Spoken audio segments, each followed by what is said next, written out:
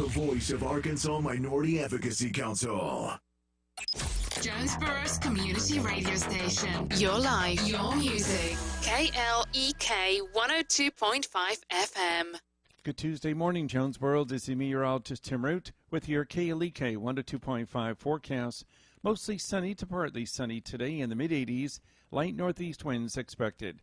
Almost calm tonight, mostly clear in the low 60s. Wednesday should be mostly sunny in the mid-80s. Mid to upper 80s expected Thursday and Friday, maybe close to 90 in some areas Friday, but mostly sunny skies will continue Thursday and Friday. Saturday is the first day of summer. It arrives at 4:44 in the afternoon. Your life, your music, we're KLEK 102.5 FM. From Feature Story News in London, I'm Ollie Barrett. North Korea has demolished a joint liaison office just north of the demilitarized zone with South Korea. The Indian Army's confirmed a senior officer and 2 soldiers died in a violent face-off with the Chinese Army. US President Donald Trump will sign an executive order later on police reform. And the number of UK workers on payroll fell by over 600,000 between March and May. It's 9:10. KLEK LP Jonesboro, the voice of Arkansas Minority Advocacy Council. It's now time for Community Conversations, a program focusing on the people working to make the Jonesboro community a better place, while offering viewpoints from all sides of the issues.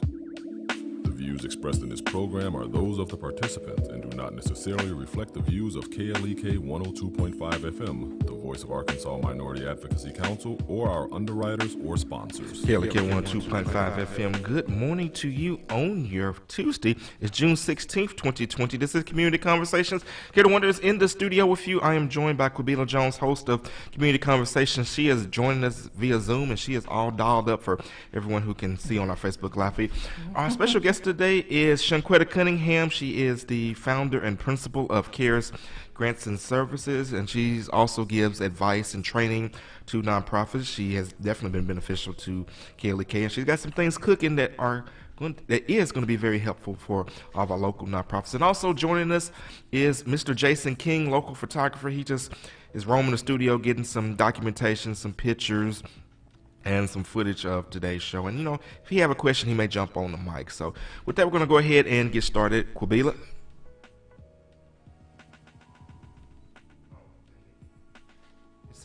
Quabila, unmute your mic and hope.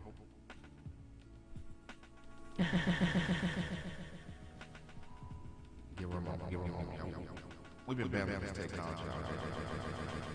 Q, you with us?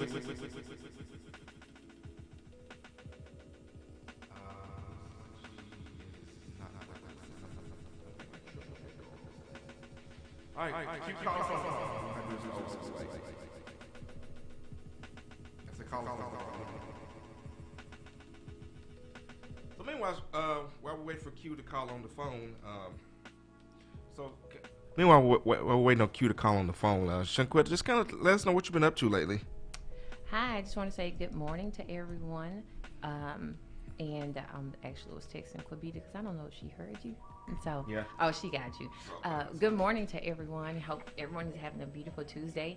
Thank you, Legenzi, for the opportunity as you afford so many organizations to come on and discuss events and programs. And I'm excited to come on and discuss for the first half of the upcoming workshop on Friday, June 19th.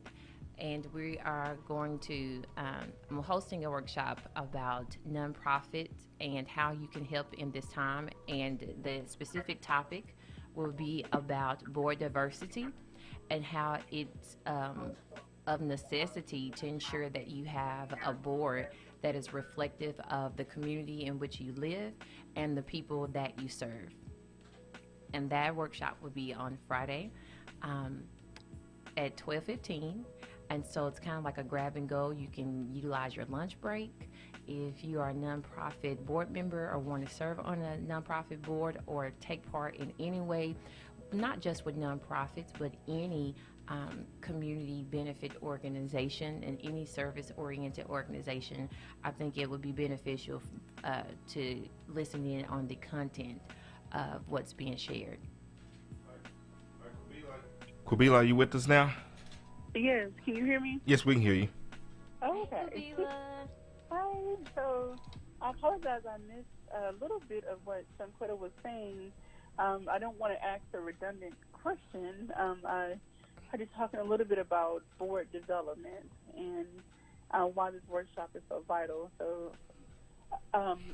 let's start from where you left off. I apologize again. I missed a little bit of that opening. You're fine. So, statistically, from Board Source, if you're a nonprofit, one of the great resources I suggest you follow is Board Source. And one of the reports that they shared was that 80% of nonprofit boards are made up of white Americans. And then, if it's likely that the president of that board would be a middle-aged white man, and that's typical in the United States, and so I think, and it's reflective of a lot of nonprofit boards here, and we just have to begin to shift those dynamics.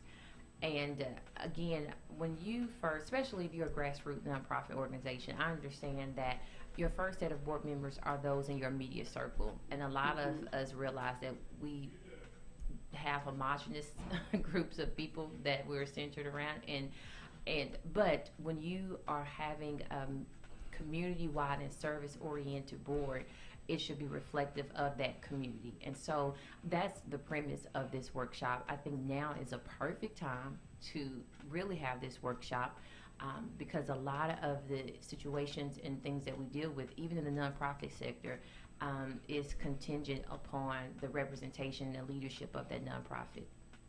Yes, ma'am. I want to ask this.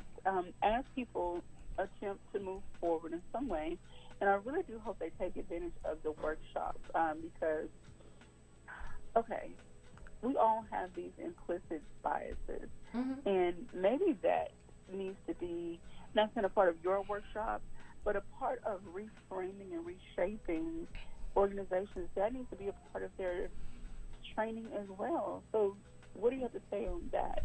Okay, let me kind of wrap it all up. As people are moving forward, it's one thing to put a person of color on their board, but like it has to be genuine.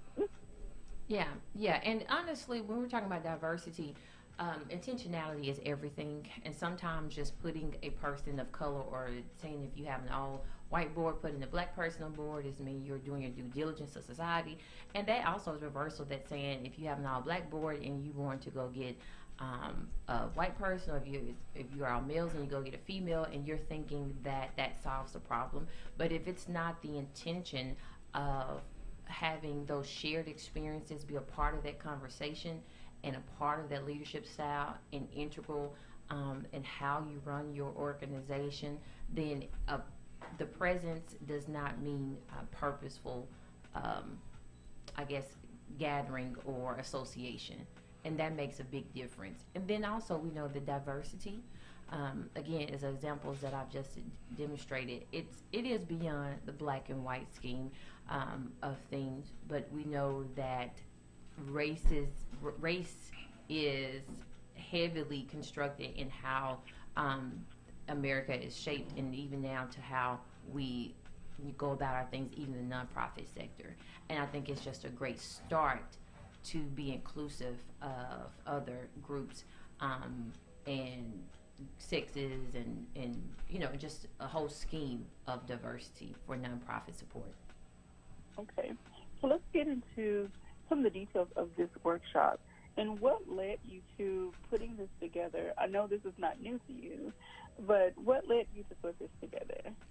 So a part of CARES grants, and one of the core things that I am an advocate for is just leadership development. That, of course, starting this business, started primarily as grant writing and research, but you realize that nonprofits need so much for long-term sustainability, and so this is just a part of what's needed. And championing diversity is, again, this is an opportune time. We are in a window here.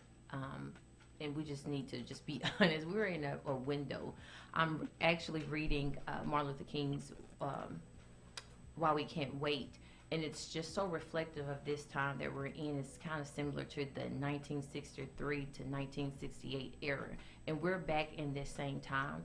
And so having these conversations and truth to power about why we need diverse boards, it's relevant. It's always been relevant, but it's really relevant and necessary right now. So if you want to be a part of advancing, especially if you have a nonprofit organization or on the board, and you want to take that next step in addressing inequality and promoting equity and diversity, then this board, this workshop would be a great avenue. Not all in all, or one and done, but just a great start on that journey. One thing I wanted to ask, just to interrupt, Shunqetta, the importance of board members not just supporting by lending their name to the board, which is very important, but also to contribute financially to the board. Like with KLEK, we're owned by the Voice of Arkansas Minority Advocacy Council, and all of our board members financially contribute to the station monthly. Yes, you have an awesome board from the conception of this the station until now. You have an awesome board. An unfortunate case for many startup nonprofits, because we often go with those familiar people, our family, our friends, and those people may believe in you but not necessarily want to support that in resources, meaning with their time or their finances. And both are essential. Starting up an organization, just because you have an idea or a passion, a nonprofit, that does not necessarily mean that people will automatically give to you. And their board, part of that board responsibility is to ensure that sustainability. And so of course too, it goes back to your bylaws of how you set up your board, whether you ask them to be monthly donors or you make sure your nonprofit is able to serve its clients or its service area, and you need money to do that. I do want to just kind of interrupt again. You mentioned that typically people get their friends, close friends. I actually did not have that luxury. In fact, initially it was actually difficult to recruit a board because a lot of people just didn't understand the scope of starting a radio station. Not only that, because I was up front. I would tell them, I said, by agreeing to be a board member, with us, you're not just a board member. You're actually putting your name on the license to the radio station. So, not too many people want to actually attach themselves to something with the Federal Communications Commission, and something goes south. They could be potentially came after. I'll tell the story about one of our original board members, the late Mr. Lyle Lattimore. The day that I actually met him for the first time was the day that he actually signed the paperwork to put on the license. And it was basically on the recommendation of one of his fraternity brothers. And most of the people who helped me get it started were Kappas. Yeah. And our sister station in Fayetteville, KDIV, shout out to my guy Reggie, who is a Kappa. Most of the people that helped them get started, including myself, were Alphas. But basically, Mr. Raymond Sims, which is my radio mentor, who owns several commercial radio stations in Helena, connected me with first people he recommended was Mr. Lattimore and Dr. Gaines. Dr. Gaines originally actually said no, that he was retired and he just didn't want to get involved with anything else. But Mr. Lattimore said, well, Tank, that's what they call him, Tank, if you say he's a good young man, then that's all I need. And so I called Mr. Lattimore, and he said, yeah, he told me about you. Meet me at FedEx Kinko's. And I met him there, and I remember seeing this older gentleman with locks. My guy Jace got locks, but Mr. Lattimore was all the way to his feet, and they were gray. And he signed the paper and said, good luck, let me know what you need. But, that always meant a lot to me, that he was willing to sign something that he didn't even know what he was getting into, but just because my mentor said that, that's good enough. If you say he's a good young man, that's good enough for me. So, even if you're out there and you're trying to start a board, if you struggle, just keep going. And I'm a firm believer in God will send the people that you need. Yeah, and speaking to that, when we're talking about board diversity and why, again, we're going to cover a number of topics on Friday for the workshop, but I think also we need to think diversity in terms of professional experience. Also plays a great deal, that having people with a vast range of experience or seasoned, you know, I don't want to say older, but seasoned.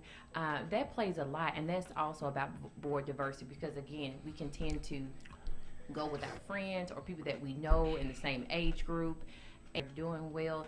But again, we're talking about intentionality, and we're talking about being purposeful in changing the narrative and contributing to advancing societal norms. And so if you are wanting to be that anchor, then again, I encourage you all to attend the workshop, register, and that can be found on Carrie's Grants and Services Facebook page. And yeah, again, it's just a great first step. Quabila? Yes. Well, you all have already touched on some of the points, like the types of board diversity. I want to also maybe ask this about that before going on to the next point. What about people from different backgrounds, even educational or life? Well, this is kind of touch. I'm gonna tread lightly on the lifestyle background, but education and lifestyle background. Well, before Shunqetta answer, if I can say something, that's something that I attempted to do. Like with us, we have an attorney, which if you can get an attorney on your board, please do so. The free legal advice itself makes it worth it, even if they don't contribute to anything else. We have education level from PhD to just only graduated high school. But I've tried to make the board reflective of the community in which we serve.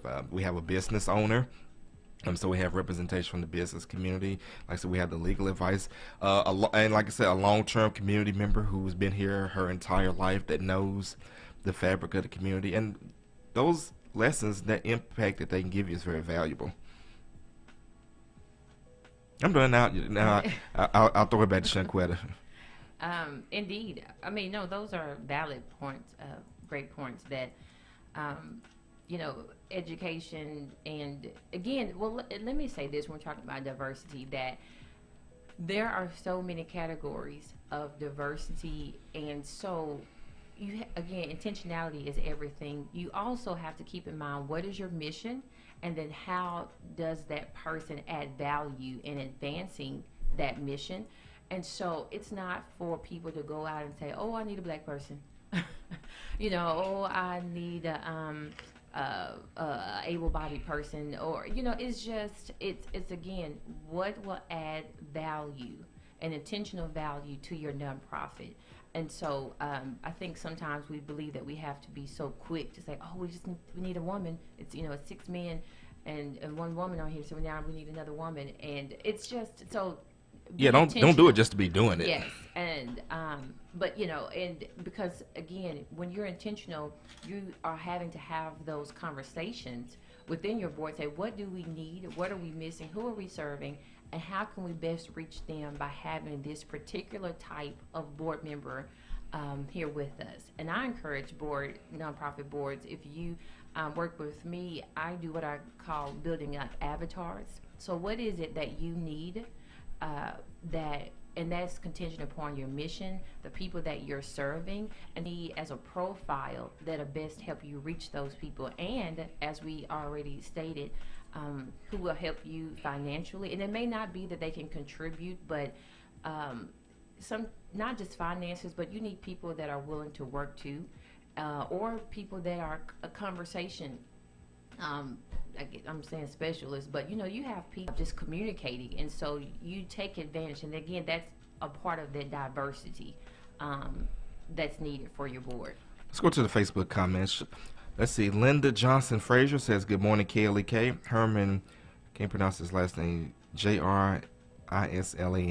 Good morning. Have a blessed day, love. Let's see. Shout out to Dr. Yvette Allen Moore. By the way, congratulations, Dr. Moore, on your recent marriage.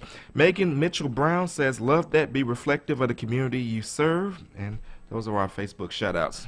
Good morning. Good morning. And Dr. Yvette also just has a new work published on her page, ELA Services, I believe. She has a new product that she just released too. So she has this is a month of new things for her. So congrats, Soror.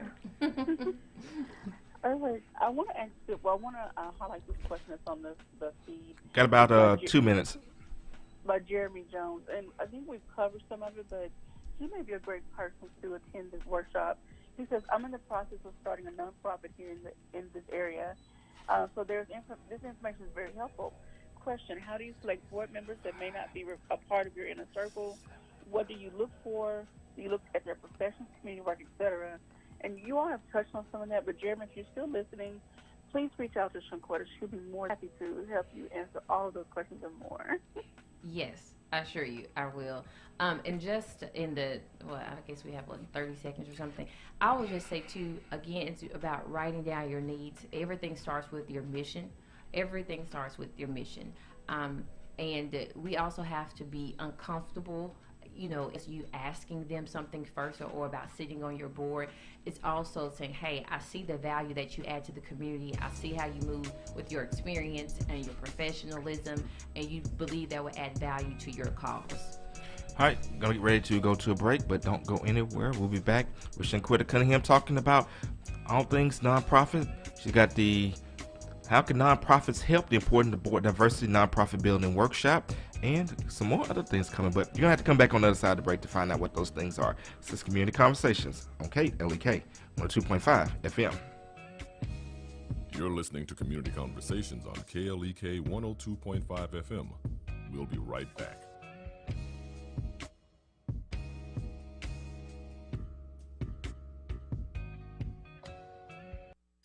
When you were a child, were you always being told to stop slouching and sit up straight? I'm Mark Merrill with today's Family Minute. If your mom nagged you about the importance of good posture, she knew what she was talking about. Good physical posture can have positive effects. The same thing is true in relationships. Good relational posture is also important. For healthier relationships, start with a posture of humility. Humility acknowledges that you need other people and not just to do what you want them to do. Humility recognizes other people have strengths and insights. Humility listens rather than just lecture. Humility seeks advice and counsel from others. So bring a posture of humility to your relationships. And remember, your family first. For more resources on today's topic, go to markmerrill.com. Made possible by the Kappa Nu Omega chapter of Alpha Kappa Alpha Sorority Incorporated, a nonprofit organization committed to service to all mankind. KNOMEGA1908.com. Dear John, uncontrolled high blood pressure is serious, and I can quit whenever I want. But when I quit, you quit. Sincerely, your heart. To get your high blood pressure to a healthy range, visit heart.org/blood pressure. A message from the American Heart Association and the Ad Council. It may be hard to believe, but people just like you are already saving money. Feedthepig.org makes it easy. Their simple savings plan teaches you how to start saving without going overboard. So you don't need to sell all your belongings and live in a commune. These dungarees belong to all of us now, Tom. You don't need to get a second job as a stuntman. We need a new stuntman! You just need feedthepig.org. Don't get left behind. Get tips and tools at feedthepig.org. Brought to you by the American Institute of CPAs and the Ad Council. KLEK is a nonprofit community radio station and has to rely on the support of listeners like you to continue to give a voice to the community. For the cost of a meal for two, just $20 a month would go a long way to ensure you will get the music and information you need. Please take a moment and fund your support to KLEK. Every donation will help us continue this radio station, giving local people a voice on the airwaves. Our goal is to get 100 new donors. Please consider donating. No donation is too small. Learn more at klekfm.org. This portion of KLEK programming can be made possible by your business. Your support will help in educating, entertaining, and empowering the community by supporting local talent, serving the community you love, and providing information on issues you care about from a different perspective. Call 870-203-9951 or visit klekfm.org to learn how we can help connect you more with the community. KLEK thanks the staff of Life Strategies Counseling Incorporated for helping people through hard times in life such as depression, family issues, stress, abuse, and more. They offer counseling and therapy for all ages, individuals, families, and groups. They are located at 1217 Stone Street. Phone number 1-866-972-1268 or online at lscihelp.com. Coronavirus. Knowledge is power. The CDC estimates that about 80% of coronavirus patients will experience only mild symptoms and only rely on family members, not doctors, to get better at home. Here, especially if you live in a small house or apartment. First, give the sick person their own space and stay out of their room unless absolutely necessary. For shared bathrooms, wash your hands and disinfect the sink, toilet, and other surfaces frequently. Even in the house, the person who is sick should wear a mask. They only need to do so when someone is in the room or when they leave the room. This reduces droplets coming from coughs and sneezes. If you can't stay in a different room, sleep in a separate bed and keep at least 6 feet away. And finally, open the window. It washes the room out with fresh air. Coping with coronavirus. From the Power News Radio Network. Check out Melvin Williams of the Williams Brothers every Sunday morning from 5 to 7 a.m. here on KLEK for the Melvin Williams Down Home Gospel Radio Show, playing the very best in quartet and inspirational gospel music that you'll love, as well as feature interviews with all of your favorite gospel artists. It's Melvin Williams Down Home Gospel Radio Show, Sundays from 5 to 7 a.m. on KLEK 102.5 FM. And now back to Community Conversations on KLEK 102.5 FM. And we're back on Community Conversation on the field with, I guess, Shunqetta Cunningham. Hi. Quabila, you still with us? Uh-huh. Okay. We're back. All right. All right. So now we're going to move on to another event that's happening this Thursday, and this is what I'm very excited to hear about. How did this all come together? Shunqetta, let me tell y'all, she stays on valuable information and conversations for our community. And so this is called Courageous Conversations for Action with Shunqetta in Cunningham. Building Bridges, Shining Light, Becoming the Difference. The topic is Black Entrepreneurship and Economic Mobility. Her special guest will be James Bickham of James Bickham Visuals and Kimberly Fox Peps of Foxtrot Therapy Services. So let's just dive right into this. And how did this all come together? And so actually the unfortunate events that has sparked a movement, it led me to wanting to talk to various community leaders. And so I put a list of people together for the next couple of months actually, and just say, hey, it's time for us. Well, we're having a lot of conversations, right? And that's great. But the reason why there's, I guess, in addition to that, courageous conversations for action, because, for me, what is the next step? And after we have those conversations, what is that next right thing that we can do in our own lanes? That again, that adds value to what we are doing now. I cannot stress enough, you all, we are in a movement, and if you have been kind of on the sidelines, or if you have, everybody has a part, so let me say that. And I know that my part, I love information. I love being a bridge to people that may have not had access to certain areas and networks and spaces and information, and then bridging that conversation. And so I thought it only be fitting when we're talking about courageous conversations for action to talk about that action step that I believe is necessary for African Americans and for our community, and that's entrepreneurship. And given that we are now honoring and in the Memorial Month of the 1921 Tulsa Massacre, when there was, we had a model of what Black entrepreneurship looked like, that it would be great to just start off this conversation with two great people, my soror, Kimberly Fox Steps, and Miss is on the scene everywhere visually, and just talk about their journeys to entrepreneurship and the importance of economic mobility. And Miss Kimberly, she is a serial entrepreneur. She has from real estate to consulting to jewelry, and so hear from people with tangible advice about how to do that and to how to do that successfully. I know it's a long answer, but no, that's fine. I can talk. But I'm happy that you are at least starting this conversation, because I see a lot of conversations happening on social media, and not everybody has access to social media to that at that level, and not everyone is friends with everyone. So some people are still really getting left out of these conversations. I see Jason has jumped on the mic. You have some input you would like to add, sir? Come on. Pull the mic up to you, Jason. Hey, good morning, y'all. Yeah, well, you want to be up in here, so. I really came to take pictures, but I just came to really get some information on what this young lady got going on. So that's pretty much, what we got going on as far as Jonesboro. We're trying to bring the community together and educate our people and raise the bar and set a standard, and let's come together on the same agenda. So I'm here to support. I'm with all this. I think it's great what you've been doing, though, capturing, Yeah, because you mentioned about it. Because you mentioned James and Jason's been there too. The two J's, James and Jason. Yeah, that's my brother. Yeah, but if you think about the historical precedence that was set with photography and media for the civil rights movement, I think what you are doing and James is doing is capturing these moments.